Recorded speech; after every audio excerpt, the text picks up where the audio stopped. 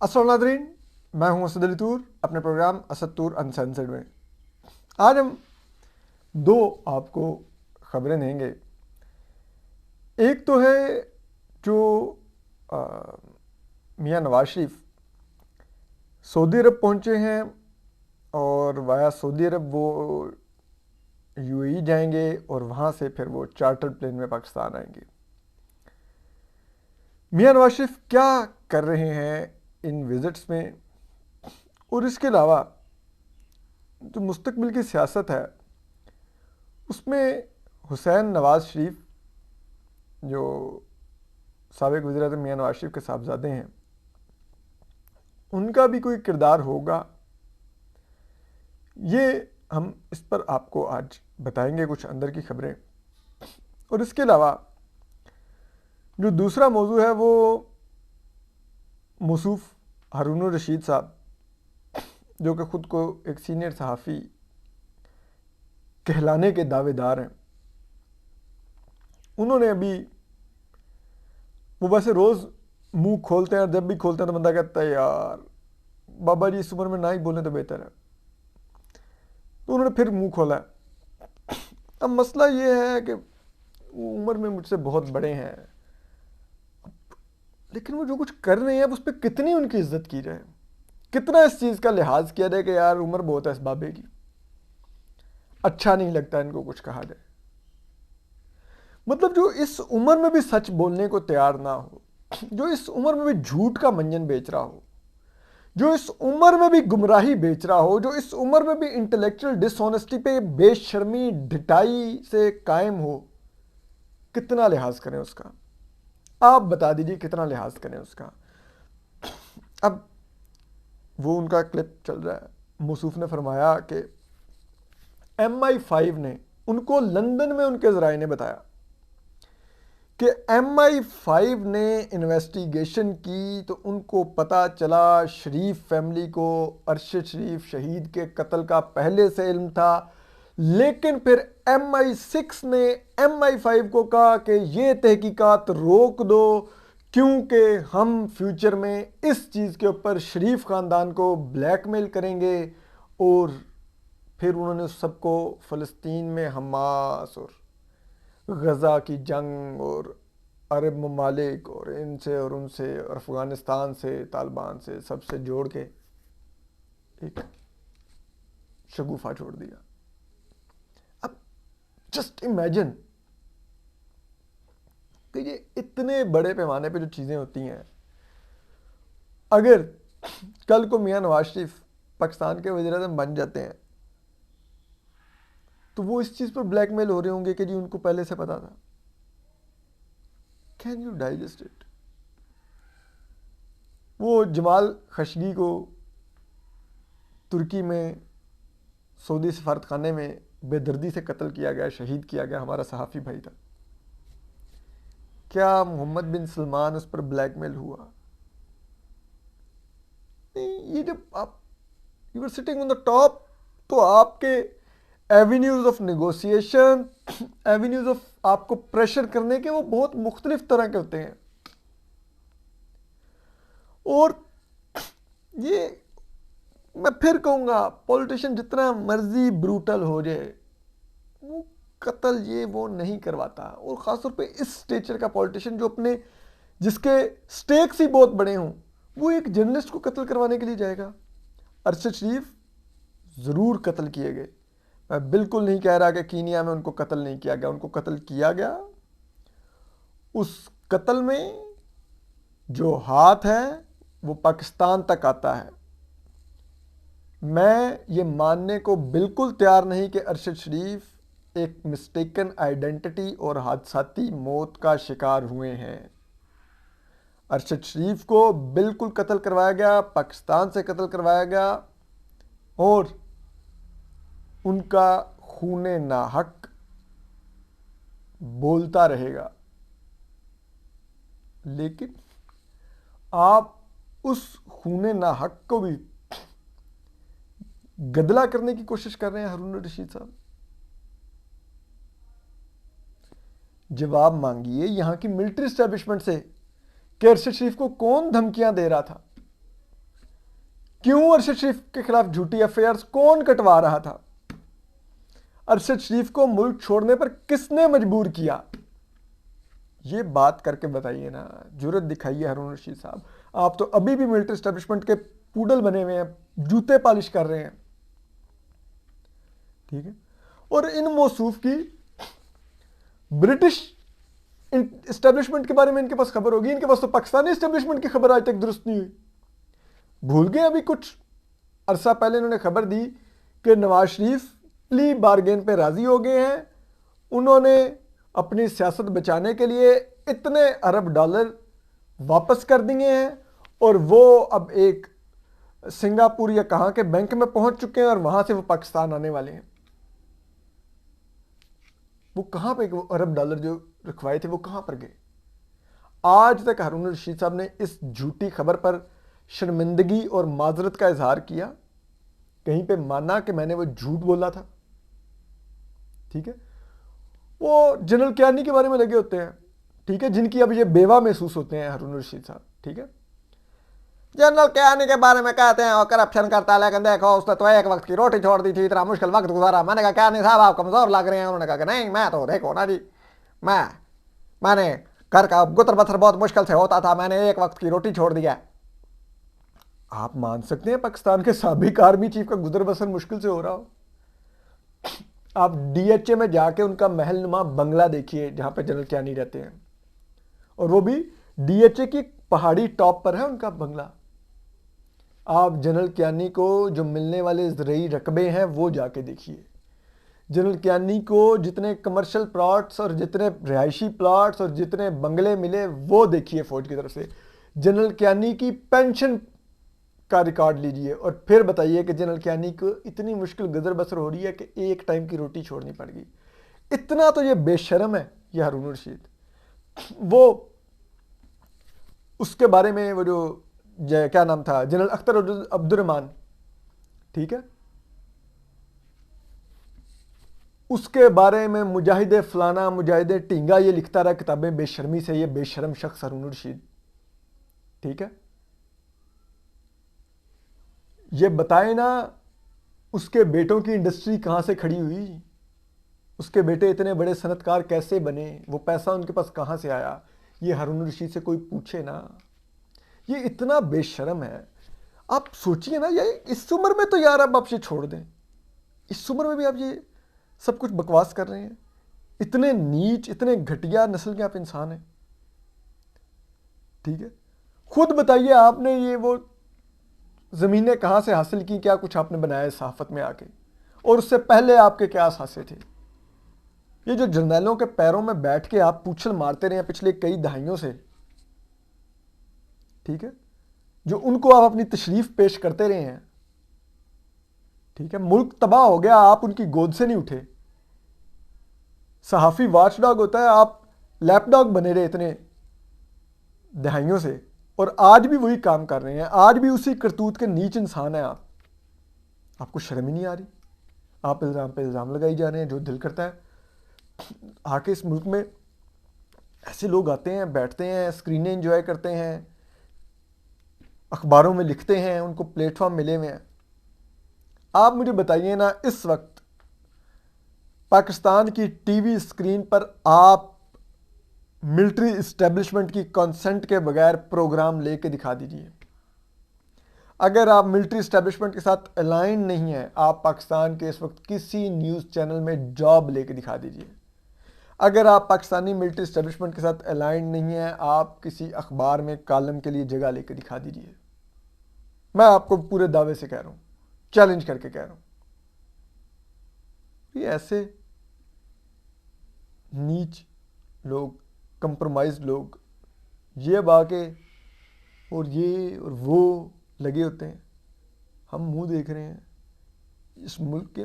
اور میرا ہمیشہ سے مسئلہ رہا ہے، مجھے مالی کرپشن سے زیادہ بڑی پرابلم پاکستان میں انٹلیکچوئل ڈس آنیسٹی لگتی ہے. کیونکہ مالی کرپشن آپ کرتے ہیں، آپ کسی ایک ادارے کا نقصان کرتے ہیں، آپ کسی ایک شخص کا نقصان کرتے ہیں. ٹھیک ہے، انٹلیکچوئل ڈس آنیسٹی سے آپ ایک پوری نسل کو گمراہ کر دیتے ہیں.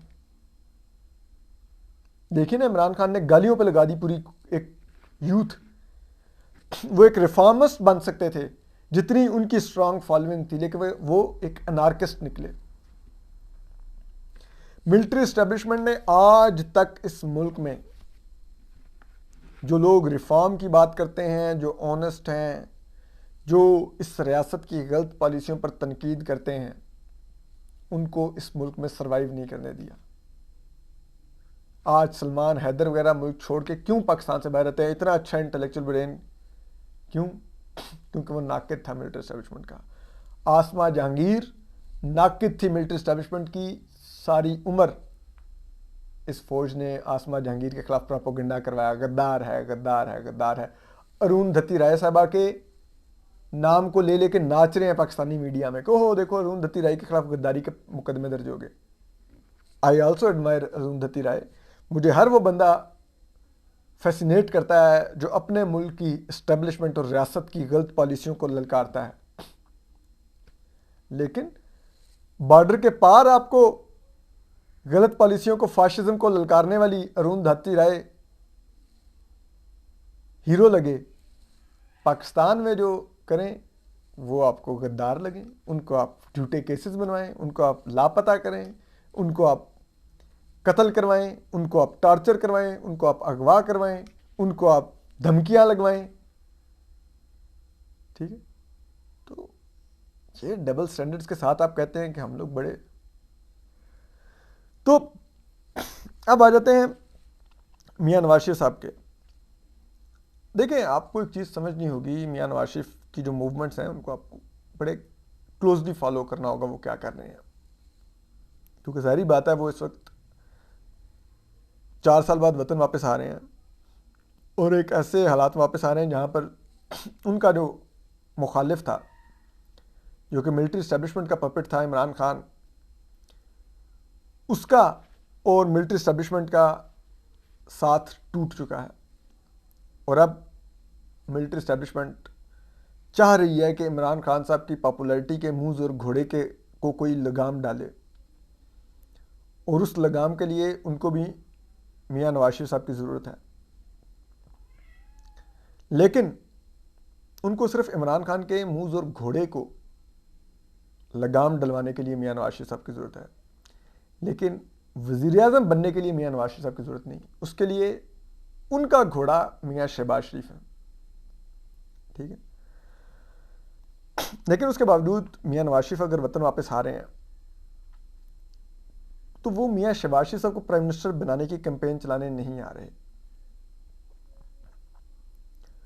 وہ جو وطن واپس آ رہے ہیں وہ اپنی پارٹی، اپنا کھویا ہوا پولیٹیکل کیپٹل، مریم نواز صاحبہ کا پولیٹیکل فیوچر بچانے کے لیے آ رہے ہیں، پلس اپنے لیے واپس وزیر اعظم آفس حاصل کرنے کے لیے آ رہے ہیں. اس کے لیے اب وہ دیکھیے کہ وہ فی الحال سعودی عرب جا رہے ہیں، وہاں سے وہ متحدہ عرب امارات آئیں گے اور وہاں سے وہ پاکستان آئیں گے. ہم نے آپ کو خبر دی تھی کہ وہ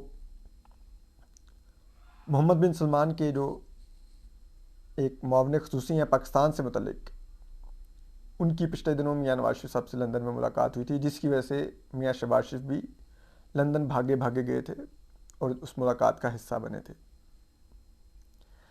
اب میاں نواز شریف سعودی عرب جا رہے ہیں. گو کہ سینیٹر عرفان صدیقی صاحب کا کہنا ہے کہ میاں نواز شریف صاحب کی ان کے علم میں نہیں ہے کوئی ملاقات سعودی شاہی خاندان سے، لیکن میاں نواز شریف کے سعودی شاہی خاندان سے دہائیوں پرانے تعلقات ہیں. ٹھیک ہے؟ آپ دیکھیے حالات کو ذرا پڑھیے کہ جب 2007-8 میں میاں نواز شریف صاحب کی وطن واپسی ہوئی تھی، اس سے پہلے میاں نواز شریف وطن واپس آئے تو سعودی وزیر خارجہ نے آ کے ادھر پریس کانفرنس کی کہ نواز شریف 10 سال کا معاہدہ کر کے گئے ہیں، اور وہ اسپیشل جہاز میں میاں نواز شریف صاحب کو ڈلوا کے واپس لے گئے سعودی عرب. لیکن پھر کچھ ہی ماہ بعد اسی سعودی عرب نے میاں نواز شریف صاحب کی وطن واپسی یقینی بنائی اس 10 سالہ ڈیل کے برخلاف.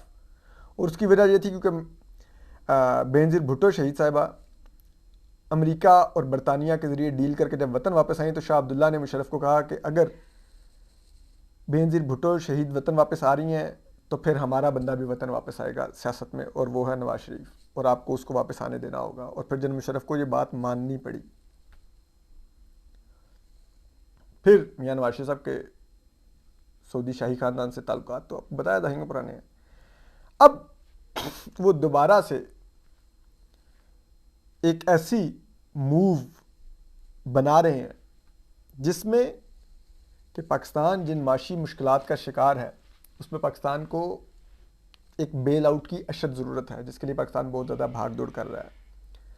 جنرل عاصم منیر نے بھی جو بزنس مینوں سے ملاقات کی اس میں انہوں نے کہا کہ 20-25 ارب ڈالر سعودی عرب دے دے گا، 20-25 یو اے ای دے دے گا، 8-10 ارب ڈالر قطر دے دے گا تو ہم اس مشکل بحران سے نکل آئیں گے. لیکن وہ آئے نہیں، کہیں پیسے کہاں پر ہیں؟ $1 نہیں آیا ان میں سے. نہ ہی محمد بن سلمان پاکستان آئے، وہ تو بلکہ بھارت ہو کے چلے گئے اور بھارت سے اربوں ڈالر کے معاہدے کر کے اور بھارت کے ساتھ ایک انفراسٹرکچر کا بہت بڑا منصوبہ جو سی پیک سے بھی بڑا منصوبہ ہے سائن کر کے چلے گئے. تو چیز یہ ہے کہ جس طرح شاہ عبداللہ نے تب سٹیپ ان کیا تھا اور کہا تھا کہ نواز شریف وطن واپس آئیں گے، تو اب دوبارہ سے میاں نواز شریف صاحب چاہتے ہیں کہ سعودی، یو اے ای کی اور قطری جو شاہی خاندان ہیں وہ مداخلت کریں اور وہ یہ کہیں کہ اگر میاں نواز شریف صاحب پاکستان کے وزیر اعظم بن جائیں گے تو پھر ہم بیل آؤٹ کے لیے پاکستان کی معاشی مشکلات میں مدد کریں گے. تو وہ اس قسم کا ایک سینیریو ہے، اور اسی لیے اگر آپ دیکھیے تو وہ پہلے سعودی عرب جا رہے ہیں. بظاہر تو وہ کہہ رہے ہیں کہ پاکستان واپسی سے پہلے وہ سعودی عرب میں مقیم اپنے بیٹے حسین نواز صاحب کے ساتھ اور ان کی فیملی کے ساتھ، بیگم بچوں کے ساتھ کچھ دن گزارنا چاہتے ہیں. لیکن ہماری انڈرسٹینڈنگ کے مطابق وہ وہاں پر اس دوران ویٹ کریں گے کہ ان کی سعودی شاہی خاندان سے کچھ ملاقاتیں ہوں، اور اگر ان کی محمد بن سلمان صاحب سے بھی ایک ملاقات ہو سکے. اور دیکھیے میاں نواز شریف صاحب کے بیٹے سعودی عرب میں مقیم ہیں، حسین نواز صاحب. ان کی ایک بیٹی جو ہیں وہ دبئی میں مقیم ہیں. اب آپ ایک چیز بتائیے، ہم سب لوگ، ہمارا جو فیملی اسٹرکچر ہوتا ہے اور اپنی ہماری جو انکلائنیشنز ہوتی ہیں فیملی میں، آپ کبھی اپنے گھروں میں دیکھیے، ہمارے ہاں ہمارے بزرگ بیٹوں سے زیادہ بیٹیوں سے پیار کرتے ہیں. ٹھیک ہے، اپنے پوتے پوتیوں سے زیادہ اپنے نواسے نواسیوں کے قریب ہوتے ہیں. ٹھیک ہے، کیونکہ ایک دل میں فیلنگ ہوتی ہے کہ بیٹی تو مہمان ہے، شادی ہو کے چلی جائے گی، اور جب شادی ہو کے بھی چلی جاتی ہے تو ماں باپ کو رہتا ہے کہ اس گھر میں خوش رہے، تو اس کے لیے ایک پریشانی کا، کنسرن کا شکار رہتا ہے. تو بیٹی سے ایک ڈفرینٹ طرح کی انسیت ہوتی ہے، اور بیٹیوں کی بھی جو ماں باپ سے ایفیلیشن ہوتی ہے وہ ہم بیٹوں کی نہیں ہوتی. لائک میری بھتیجیاں بھی ہیں، میرے بھتیجے بھی ہیں، اور میری بھابیاں مجھے کئی دفعہ ٹانٹ کرتی ہیں کہ یہ بھتیجے بھی تمہارا خون ہے، ان کو بھی کبھی اٹھا لیا کرو، کوئی ان کی بھی سن لیا کرو. تو میں کہتا ہوں نہیں بس ٹھیک ہے، پھرتے رہیں. بھتیجیوں کے لیے اسد چاچو دل و جان سے حاضر ہوتے ہیں، جو وہ مانگیں نہ بھی مانگیں، اسد چاچو کی کوشش ہوتی ہے ان کے لیے وہ کچھ کریں. ٹھیک ہے، انفارچونیٹلی میری کوئی بہن نہیں تھی، لیکن لائک اب میری بھابیاں میری بہنیں ہیں، میری بہت سی اچھی کولیگز اور دوست بالکل میری بہنیں ہیں. میں ان لوگوں کے ساتھ بڑا میرا ایک ایسا رشتہ ہے کہ میں ان کو بہت زیادہ ریگارڈ کرتا ہوں، سب کچھ ہوتا ہے. تو ایک ایسے مشرقی معاشرے اور اسی طرح کی سوچ رکھنے والے میاں نواز شریف حسین نواز صاحب کے ساتھ تو ٹائم گزارنا چاہ رہے ہیں، لیکن کیا وہ اپنی بیٹی صاحب کے ساتھ ٹائم نہیں گزارنا چاہتے ہوں گے؟